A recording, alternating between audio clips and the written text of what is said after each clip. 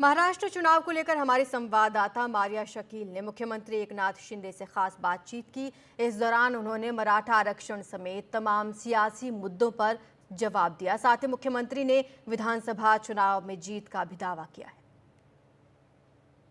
क्या हो रहा है महाराष्ट्र में?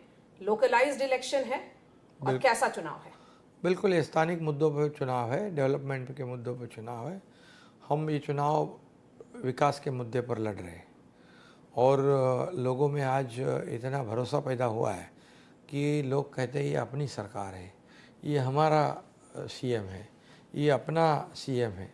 इतना जो उनमें लगाव और वो पूरी तरह उन्होंने ठान ली है कि फिर से महायुति सरकार इस राज्य में लाना, क्योंकि पिछले 2.5 साल में महाविकास आघाड़ी की सरकार जो थी 2019 में, उन्होंने सब काम में रोक डाल दी, स्टे दे दिया, स्पीड ब्रेकर डाल दिया और सब काम बंद कर दिए। मैं अभी काम गिनाऊंगा नहीं। मुंबई में तो सब अटल सेतु से लेके कोस्टल से लेके मेट्रो से लेके नागपुर मुंबई से लेके कई प्रोजेक्ट है महाराष्ट्र के, किसानों के प्रोजेक्ट, जलयुक्त शिवार, Marathwada water grid, river linking जो प्रोजेक्ट था वो, तो ये सब प्रोजेक्ट में उन्होंने रोड़े डाल दिए। अगर हमारी सरकार नहीं आती तो ये सब बंद पड़ गए।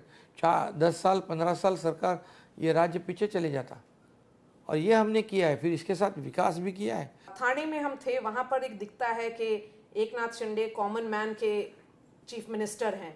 ये कहा जा रहा है कि वर्षा खुल गया है। आपने जो 2.5 साल में किया है, आप होप कर रहे हैं कि वो 5 साल कंटिन्यू करिएगा या चीफ मिनिस्टर थोड़ा 5 साल और होने के बाद एक डिफरेंट रूप में दिखेंगे? नहीं, देखिए क्या सीएम में मैं खुद ही समझता हूँ सीएम मीन्स कॉमन मैन। लोग कहते हैं सीएम मीन चीफ मिनिस्टर, मैं कहता हूँ कॉमन मैन। कॉमन मैन ज़मीन से जुड़ा हूँ, इसलिए कॉमन मैन मैं खुद को सोचता हूँ मैं हूँ। मैं कल भी कार्यकर्ता के रूप में काम करता था, आज भी कल भी कार्यकर्ता के रूप में काम करूँगा। तो लोगों में जो एक भावना पैदा हुई है, वर्षा पहले क्या था, रिस्ट्रिक्टेड था, वर्षा में सबको आना नहीं होता था। एक आम आदमी तो जाने दो, एक विधायक को भी तकलीफ था। आज यहाँ पर सब लोग आ रहे हैं। ये वर्षा सबके लिए है। ये क्या हमारी प्रॉपर्टी नहीं है, निजी प्रॉपर्टी नहीं है, ये जनता की प्रॉपर्टी है। तो जनता का काम यहाँ होना चाहिए, जनता को यहाँ अंदर एंट्री होनी चाहिए, ये उनकी प्रॉपर्टी है। क्या ये एकनाथ शिंदे का पर्सनल बैटल है, एक क्वेस्ट है? क्योंकि 2.5 साल के आप मुख्यमंत्री हैं, आपको एक लगता है कि I have to send a message to the Shiv Sena, जो पुराना शिवसेना था, उद्धव ठाकरे को और जनता को भी।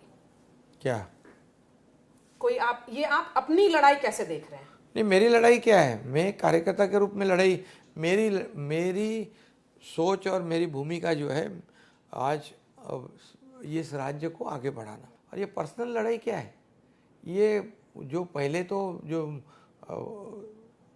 उद्धव जी, ये तो बाला साहब ठाकरे जी के आइडियोलॉजी को ही उन्होंने छोड़ दिया, विचार को त्याग कर दिया। अब इस सब ये बीजेपी के साथ उन्होंने विश्वासघात किया, जनता के साथ विश्वासघात किया। जैसे मैंडेट दिया था जनता ने शिवसेना बीजेपी को, वो तोड़ दिया उन्होंने कुर्सी के लिए। तो कैसे रहेंगे हम लोग? मराठवाड़ा में भी एक सेंस दिख रहा है कि मराठा चीफ मिनिस्टर ने जो मराठा एजिटेशन है उसको मैनेज कर लिया है। मैनेज की बात नहीं, मराठा समाज को जो देना था आज तक उसको सिर्फ यूज़ किया है, इस्तेमाल किया है। जब देने का मौका था तो 50-60 साल जिन्होंने राज किया तो उनको देना था, लेकिन उन्होंने सिर्फ उनको इस्तेमाल किया, सत्ता चलाई, राज चलाया, लेकिन उनको नहीं दिया।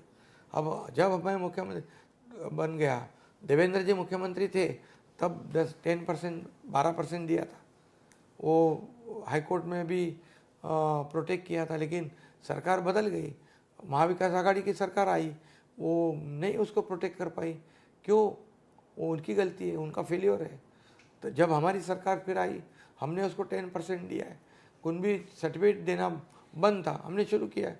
जस्टिस शिंदे कमेटी हमने फॉर्म की, हमने बैकवर्ड कमीशन का पुनर्गठन किया है, एम्पिरिकल डेटा कलेक्ट किया है, सोशली एजुकेशनली बैकवर्डनेस प्रूव किया है, जो सुप्रीम कोर्ट ने कहा था। इसलिए हम देने वाले लोग हैं, हमने देकर उनको संतुष्ट करने की कोशिश की और आगे देंगे। हम किसी और ओबीसी हो या और कोई समाज हो, उसको डैमेज, उसका नुकसान, उसका कम करके हम नहीं देंगे, लेकिन जिसका हक है उसको देंगे हम। अभी 10% में तो मराठा समाज के लोग नौकरियां पा रहे हैं, शिक्षा ले रहे हैं। 23 तारीख को कितना नंबर दे रहे हैं आप अपने आप को? कुछ एक नंबर दे दीजिए। Thumping majority.